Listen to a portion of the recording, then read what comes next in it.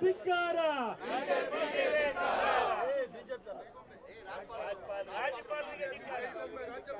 ಧಿಕ್ಕಾರ ಧಿಕ್ಕಾರ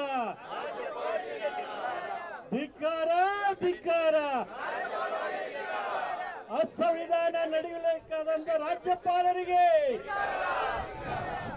ಅಸಂವಿಧಾನಿಕವಾಗಿ ಯತ್ನಿಸುತ್ತಿರುವ ರಾಜ್ಯಪಾಲರಿಗೆ ಪ್ರಜಾಪ್ರಭುತ್ವ ವಿರೋಧಿ ರಾಜ್ಯಪಾಲರಿಗೆ ಸಂವಿಧಾನ ಜೆಡಿಎಸ್ ಕಳ್ಳರಿಗೆ ಬಿಜೆಪಿ ಕಳ್ಳರಿಗೆ ಬಿಜೆಪಿ ಭ್ರಷ್ಟರಿಗೆ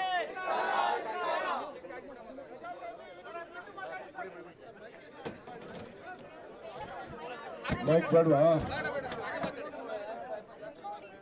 ಅಲ್ಲ ಬೇರೆಯವ್ರಿಗೂ ಗೊತ್ತಾಗಲಿ ಅಂತ ಹೇಳಿ ಅವ್ರಿಗೆ ಇಲ್ಲೇ ಹೇಳಿ ಬರಲ್ಲ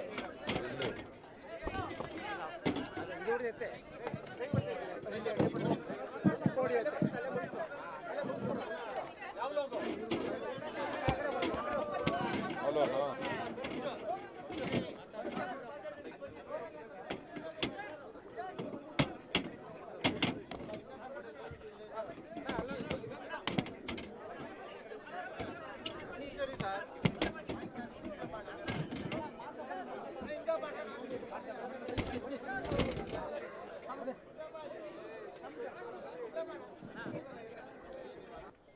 ಮುಖ್ಯಮಂತ್ರಿಗಳು, ಮಂತ್ರಿಗಳು, ಶಾಸಕರು, ವಿಧಾನ ಪರಿಷತ್ ಸದಸ್ಯರು, ಸಂಸತ್ ಸದಸ್ಯರು, ಮಾಜಿ ಲೋಕಸಭಾ ಸದಸ್ಯರು, ರಾಜ್ಯಸಭಾ ಸದಸ್ಯರು, ವೀರಪ್ಪ ಮೊಯ್ಲಿಯವರು ಎಲ್ಲ ಕೂಡ ಈ ಧರಣಿಯಲ್ಲಿ ಪಾಲ್ಗೊಂಡಿದ್ದಾರೆ. ಇವತ್ತು ನಾವು ರಾಜಭವನ್ಗೆ ರಾಜ್ಯಪಾಲರನ್ನ, ಘನವೆತ್ತ ರಾಜ್ಯಪಾಲರನ್ನ ಭೇಟಿ ಮಾಡಲಿಕ್ಕೆ ಅನುಮತಿಯನ್ನ ಕೇಳಿದ್ದೇವೆ. ಮೊದಲು ತಮಗೆ ನಾನು ಸ್ಪಷ್ಟಪಡಿಸಲಿಕ್ಕೆ ನಾನು ಏನ್ ಬಯಸ್ತಾ ಇದ್ದೀನಿ ಅಂದ್ರೆ, ಸಿದ್ದರಾಮಯ್ಯನವರ ಪರವಾಗಿ ಸಿದ್ದರಾಮಯ್ಯನವರ ಕೇಸಿನ ವಿಚಾರದಲ್ಲಿ, ನಮ್ಮ ಮುಖ್ಯಮಂತ್ರಿಗಳ ಕೇಸಿನ ವಿಚಾರದಲ್ಲಿ ನಾವು ಈ ರಾಜಭವನ್ ಚಲೋ ಹಮ್ಮಿಕೊಂಡಿಲ್ಲ. ಈಗಾಗಲೇ ಆ ವಿಚಾರ ನ್ಯಾಯಾಲಯದಲ್ಲಿದೆ, ನ್ಯಾಯಾಲಯದಲ್ಲಿ ಚರ್ಚೆ ಆಗ್ತಾ ಇದೆ. ನಾವು ಇದಕ್ಕೆ ಅದರ ಬಗ್ಗೆ ನಾವು ಇಲ್ಲಿ ಪ್ರಸ್ತಾವನೆ ಮಾಡಲಿಕ್ಕೆ ನಾವು ಹೋಗ್ತಾ ಇಲ್ಲ. ಏನು ಅವರು ನಮಗೆ ಸ್ಯಾಂಕ್ಷನ್ ಕೊಟ್ಟಿದ್ದಾರೆ ನಮ್ಮ ವಿರುದ್ಧ, ಅದರ ಬಗ್ಗೆ ಈಗಾಗಲೇ ನಾವು ನ್ಯಾಯಾಲಯದಲ್ಲಿ ಹೋರಾಟವನ್ನು ನಾವು ಮಾಡ್ತಾ ಇದ್ದೇವೆ.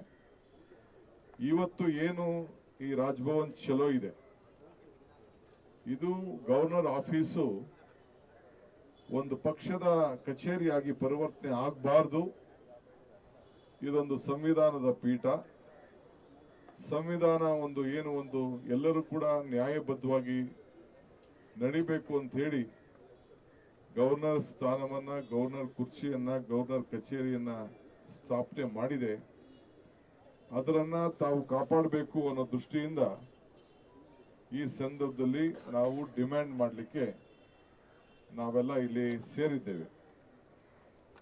ನಮಗೆ ಆಶ್ಚರ್ಯ ಏನಪ್ಪಾ ಅಂದ್ರೆ, ಇಡೀ ಪ್ರಜಾಪ್ರಭುತ್ವದ ವ್ಯವಸ್ಥೆಯಲ್ಲಿ ನಾವು ಕೂಡ ಬಹಳ ವರ್ಷದಿಂದ ನಾವೆಲ್ಲ ಕೆಲಸ ಮಾಡ್ತಾ ಇದ್ದೇವೆ. ಬಹಳ ಜನ 50 ವರ್ಷ, 40 ವರ್ಷ, 30 ವರ್ಷ ಎಲ್ಲ ಕೂಡ ಮಾಡ್ತಾ ಇದ್ದೇವೆ. ನಾವು ಎಲ್ಲ ಕೆಲಸ ಮಾಡ್ತಾ ಇದ್ದೇವೆ. ಇವತ್ತು ಮುಖ್ಯಮಂತ್ರಿಗಳ ವಿಚಾರದಲ್ಲಿ ಒಂದೇ ದಿನದಲ್ಲಿ ನಮಗೆ ನೋಟಿಸ್ ಅನ್ನ ಕೊಟ್ಟು, ಕಾನೂನು ಯಾವುದು ಎನ್ಕ್ವೈರಿ ಇನ್ವೆಸ್ಟಿಗೇಷನ್ ಇಲ್ಲದೆ ಪ್ರಾಸಿಕ್ಯೂಷನ್ಗೆ ಪರ್ಮಿಷನ್ ಕೊಟ್ಟದ್ದು ಕೂಡ ತಮ್ಗೆಲ್ಲರ ಜನರ ಮಂದಟ್ಟನ್ನು ಮಾಡಿಕೊಡ್ಲಿಕ್ಕೆ ಪ್ರಯತ್ನ ಮಾಡಿದ್ದೇವೆ. ತಾವು ಮಂದಟ್ ಆಗಿದ್ದೀರಿ.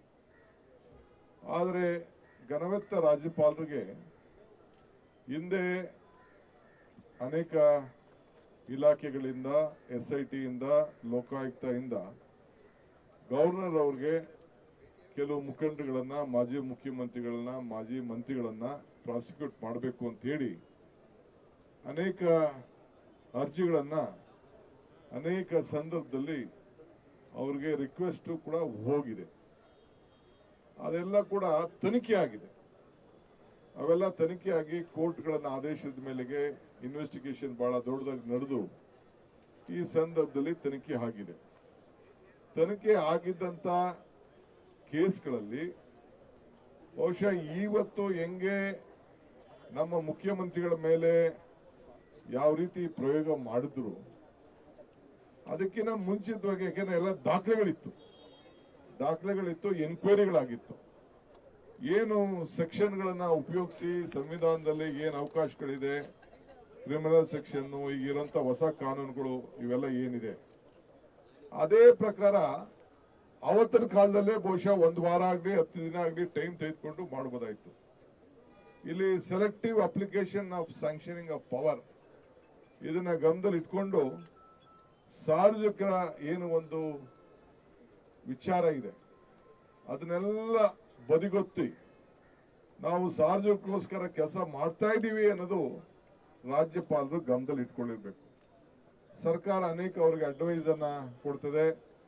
ಆ ವಿಚಾರದಲ್ಲೂ ಕೂಡ ಅವರು ಸರ್ಕಾರದ ಪ್ರತಿನಿಧಿಯಾಗಿ ಕೆಲಸ ಮಾಡಬೇಕೇ ಹೊರತು ಒಂದು ಪಕ್ಷದ ಪ್ರತಿನಿಧಿಯಾಗಿ ಕೆಲಸ ಮಾಡಬಾರ್ದು ಅನ್ನೋದು ನಮ್ಮೆಲ್ಲರ ಇಡೀ ದೇಶದ ಜನತೆಯ ಆಶಯ.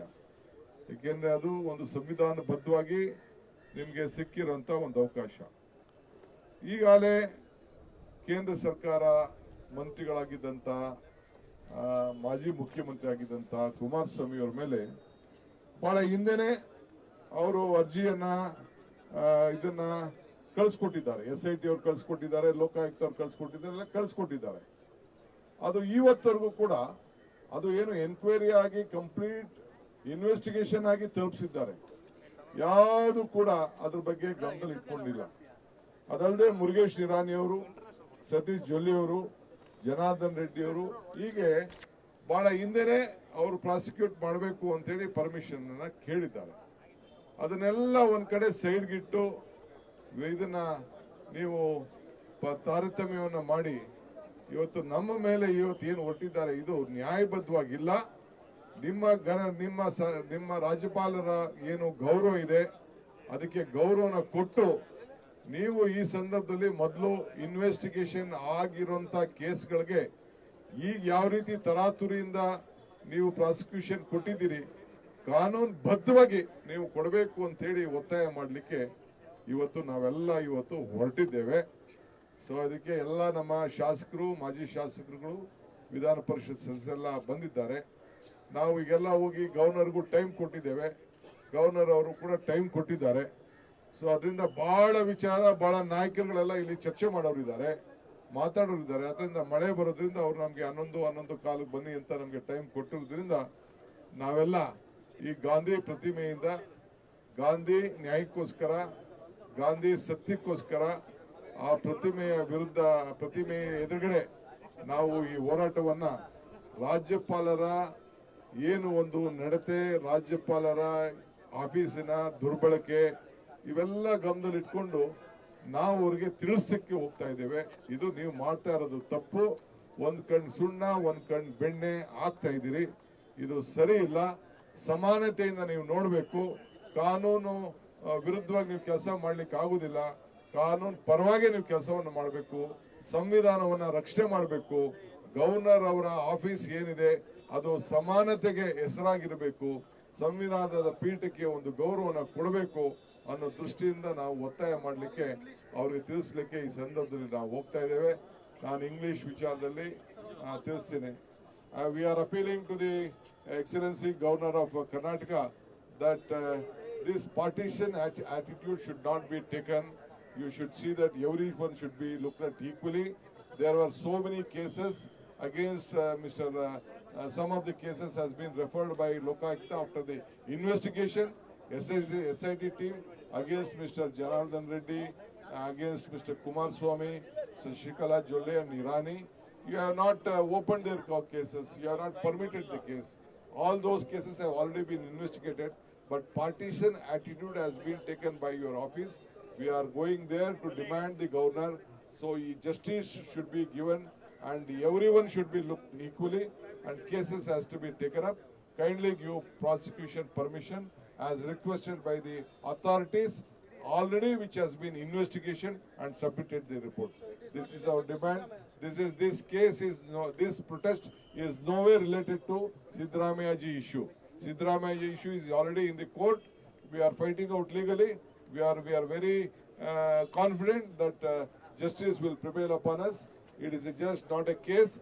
Only a small application has been given, which has no value, no meaningless. but still the governor has given that we are fighting in the court. We believe that the law will give us justice, the constitution will help us, and the court will give us a favorable verdict in this case. Now we are just demanding the governor on the 4 cases which has been referred to him to give prosecution. So we all are moving to the Rajbhavan. We request all of you to cooperate with us. Thank you.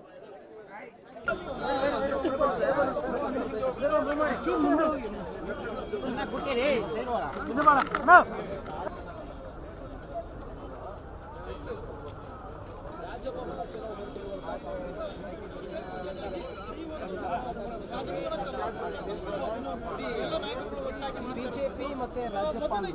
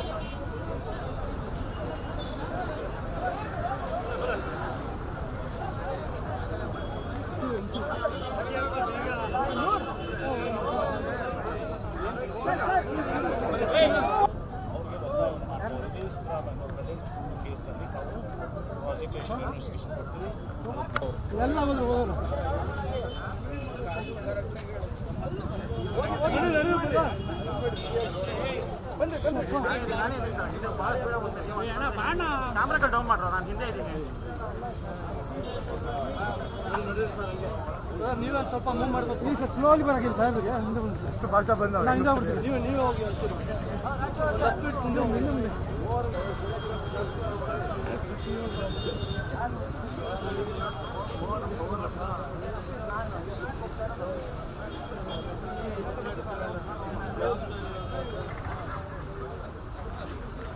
ಇನ್ನು ಕಲೆ ಬೇಡ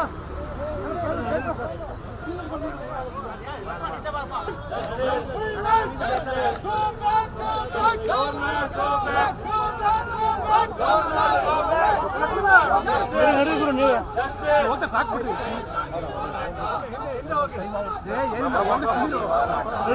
sir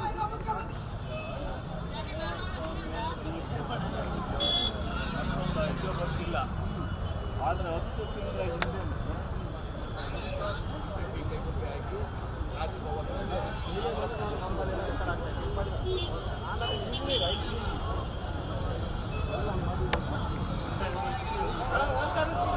ಹಿಂದೆ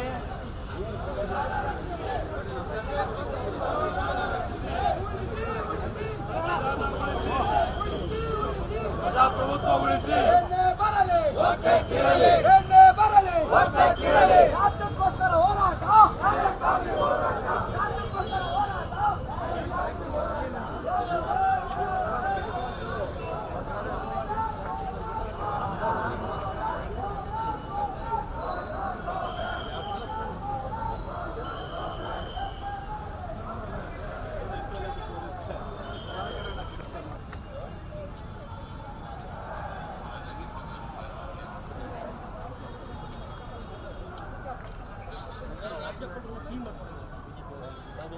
ಸ್ಟೇಟ್ಗಳಲ್ಲಿ ತಮಿಳುನಾಡು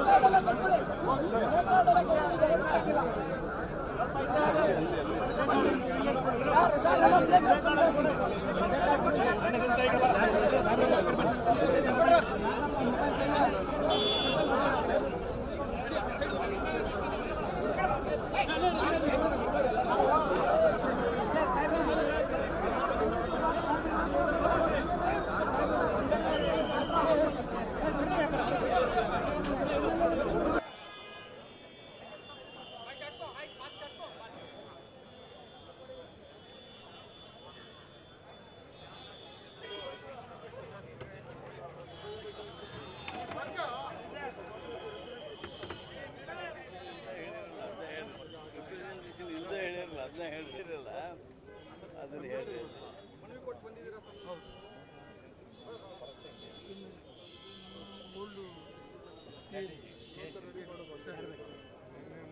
ಕಾಂಗ್ರೆಸ್ ಪಕ್ಷದ ವತಿಯಿಂದ ನಾವು ಶಾಸಕರು, ವಿಧಾನ ಪರಿಷತ್ತಿನ ಸದಸ್ಯರು, ಸಂಸತ್ ಸದಸ್ಯರು, ಮಾಜಿ ಸಂಸತ್ ಸದಸ್ಯರು ಎಲ್ಲ ಕೂಡ ನಾವೆಲ್ಲ ಒಂದು ನಿಯೋಗ ಹೋಗಿ ಭೇಟಿಯನ್ನು ಕೊಟ್ಟಿದ್ದೇವೆ. ನಾನು 3 ದಿನದಿಂದ ಗವರ್ನರ್ಗೆ ಒಂದು ರಿಕ್ವೆಸ್ಟ್ ಮಾಡ್ಕೊಂಡಿದ್ದೆ, ತಮ್ಮನ್ನು ಅನುಮತಿ ಭೇಟಿ ಮಾಡಬೇಕು ಅಂತೇಳಿ. ಘನವೆತ್ತ ರಾಜ್ಯಪಾಲರು ಇವತ್ತು ನಮಗೆ ಭೇಟಿ ಮಾಡಲಿಕ್ಕೆ ಅವಕಾಶವನ್ನು ಮಾಡಿಕೊಟ್ರು. ನಮಗೆ ಟೀ ಕೊಟ್ಟರು, ಕಾಫಿ ಕೊಟ್ಟಿದ್ದಾರೆ, ನಮ್ಮ ಸ್ನ್ಯಾಕ್ಸ್ ಕೊಟ್ಟಿದ್ದಾರೆ, ನಮ್ಮ ಮಾತನ್ನು ಆಲಿಸಿದ್ದಾರೆ. ನಮಗೆ ನ್ಯಾಯ ಕೊಡ್ತೀವಿ ಅಂತೇಳಿ ಭರವಸೆಯನ್ನು ಕೂಡ ಕೊಟ್ಟಿದ್ದಾರೆ. ನಮ್ಮದು ಮುಖ್ಯ ಇಲ್ಲಿ ನಾವು ಸಿದ್ದರಾಮಯ್ಯನವರ ವಿಚಾರಕ್ಕೆ ಇಲ್ಲಿಗೆ ಬರಲಿಲ್ಲ. ಸಿದ್ದರಾಮಯ್ಯನವರು ನಾವು ಹಿಂದೆ ಹೋರಾಟ ಮಾಡಿದ್ದೇವೆ, ಕೋರ್ಟಲ್ಲಿ ವಾದ ನಡೀತಾ ಇದೆ. ಅದು ತಪ್ಪೋ ಸರಿಯೋ ಅಂತೇಳಿ ಕೋರ್ಟು ತೀರ್ಮಾನವನ್ನು ಮಾಡ್ತದೆ. ನಮಗೆ ನ್ಯಾಯಾಲಯದ ಬಗ್ಗೆ ನಮಗೆ ನಂಬಿಕೆ ಇದೆ. ಇವತ್ತು ನಾವು ಬಂದಂಥ ವಿಚಾರ ಏನಂತ ಅಂದರೆ 4 ಮಾಜಿ ಸಚಿವರು, 3 ಮಾಜಿ ಸಚಿವರು ಮತ್ತು ಒಬ್ಬರು ಮಾಜಿ ಮುಖ್ಯಮಂತ್ರಿಗಳು, ಅವ್ರ ಮೇಲೆ ಕೋರ್ಟ್ ಆದೇಶ ಬಂದು ಇನ್ವೆಸ್ಟಿಗೇಷನ್ ಆಗಿ SIT ಫಾರ್ಮೇಷನ್ ಆಗಿ ಒಂದು ತನಿಖೆ ಸಂಸ್ಥೆ ಎಲ್ಲ ಆದಮೇಲೆ ಚಾರ್ಜ್ ಶೀಟು ಮಾಡೋಕ್ಕಿಂತ ಮುಂಚಿತವಾಗಿ ಅದನ್ನು ಪ್ರಾಸಿಕ್ಯೂಷನ್ ಪರ್ಮಿಷನ್ನ ಕೇಳಿದ್ದಾರೆ. ಸೊ ಅವರು ಗವರ್ನರ್ಗೆ ಬರೆದಿದ್ದಾರೆ, ಲೋಕಾಯುಕ್ತದಿಂದ SIT ಟೀಮು ಕೂಡ ಬರೆದಿದ್ದಾರೆ. ಅದೇ ರೀತಿ ನಿರಾಣಿಯವ್ರ ಮೇಲೆ, ಮುರುಗೇಶ್ ನಿರಾಣಿಯವ್ರ ಮೇಲೆ, ಶಶಿಕಲಾ ಜೊಲ್ಲೆಯವ್ರ ಮೇಲೆ, ಜನಾರ್ದನ್ ರೆಡ್ಡಿಯವ್ರ ಮೇಲೆ ಕೂಡ ಪ್ರಿವೆನ್ಷನ್ ಆಫ್ ಕರಪ್ಷನ್ ಆ್ಯಕ್ಟ್ ಮತ್ತು 2018 BNS ಹಿಂದೆ 197 CPC ಅದಕ್ಕೆ ಲೋಕಾಯುಕ್ತ ಅಪ್ರೂವಲ್ ಬೇಕು ಅಂತೇಳಿ 17A ಪ್ರಕಾರ ಇವತ್ತು ಅವರು ಕೇಳಿದ್ದಾರೆ.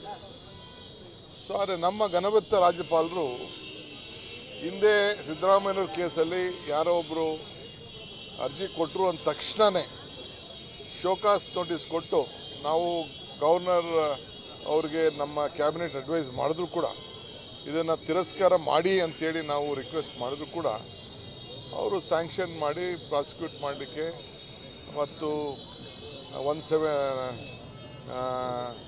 17A ಪ್ರಕಾರ ಅದನ್ನು ಆಗಬೇಕು ಅಂತೇಳಿ ಅವರು ಅನುಮತಿಯನ್ನು ಕೊಟ್ಟಿದ್ದಾರೆ. ಅಂದರೆ ಅದು ಇನ್ನೂ ತನಿಖೆ ಆಗಿರಲಿಲ್ಲ.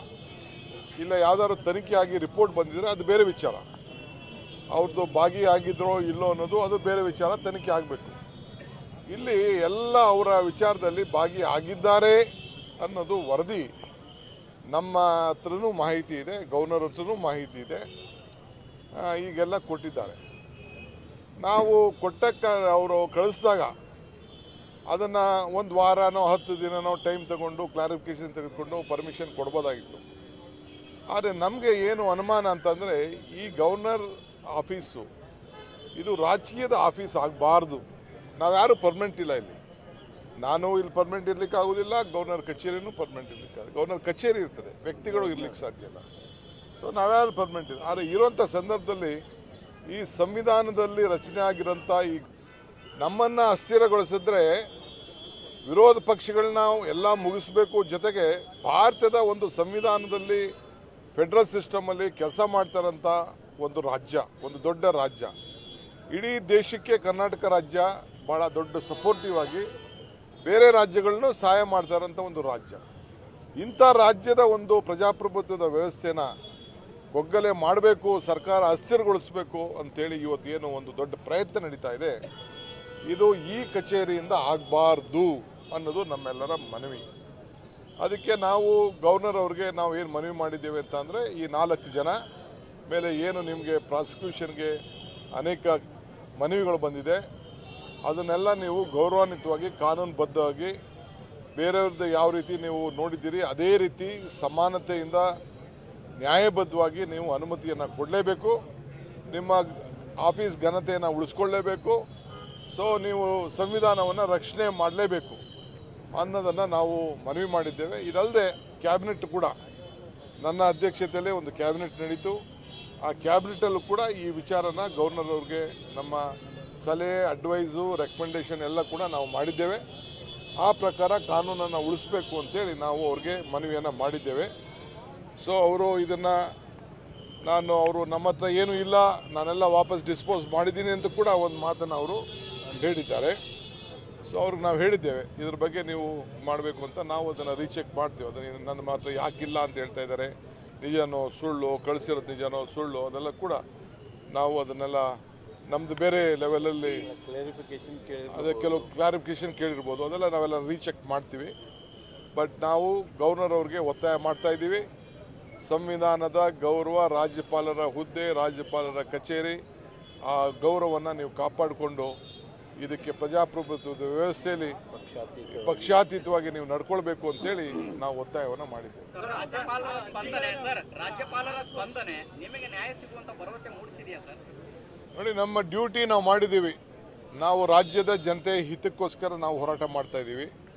ಅವರು ಮಾಡಲೇಬೇಕಾಗಿದೆ, ಅವ್ರಿಗೆ ಆಪ್ಷನ್ನೇ ಏನಿಲ್ಲ, ಅವರು ಪ್ರಾಸಿಕ್ಯೂಷನ್ ಪರ್ಮಿಷನ್ ಕೊಡಲೇಬೇಕಾಗಿದೆ, ಕೊಡ್ತಾರೆ ಅಂತೇಳಿ ನಮಗೆ ವಿಶ್ವಾಸ ಇದೆ.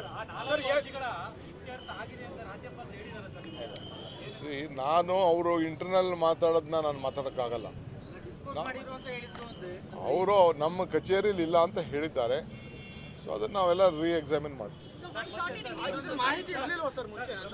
So today on behalf of the Congress party, about 136 legislators and about more than 30 council members and about 10 parliament members, including the former Chief Minister Mr. Veerappa Moily and some of the former ministers also, we all met the Excellency Governor of Karnataka. We had seeked this time.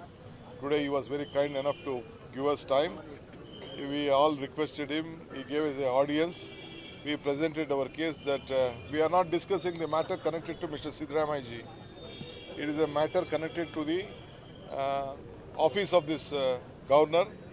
We want the constitution to be protected. We want the ethical values of the governor office to be protected. Equal treatment should be given to everyone. The governor office is there to protect the state, not the individual. So on the advice of our cabinet, we had discussed detail. We knew, we have come on record stating that there are 4 former ministers, including a former chief minister. Lot of criminal cases are there. So investigations have been done. Charge sheets have been supposed to be filed. So they have asked for a prosecution permission by a autonomous agency. The SIT and the Lokayukta, both of them have written to them. But still from past 2 years, some of them past 6 months, 7 months, they have requested them, but governor has not given any prosecution. But the governor tells that he doesn't have kept anything pending in it. We will just look into it on that other issues from the government side. But we have urged him to see that equal treatment has to be given, fair has to be there. We have said that we have just impressed him that this should not be used politically. Though BJP and JDS is trying to make use of this office politically, We have just informed him there should be a level playing field, that all of us should be treated in a well to uphold the justice and the constitution. Sir ರಾಜ್ಯಪಾಲರ ಬಳಿ file ಇರತಕ್ಕಂಥ ಮಾಹಿತಿ ತಮಗೆ ಇರಲಿಲ್ವಾ ಅಂತ sir? This is what Mr. Excellency Governor has said. We will look into it. Thank you.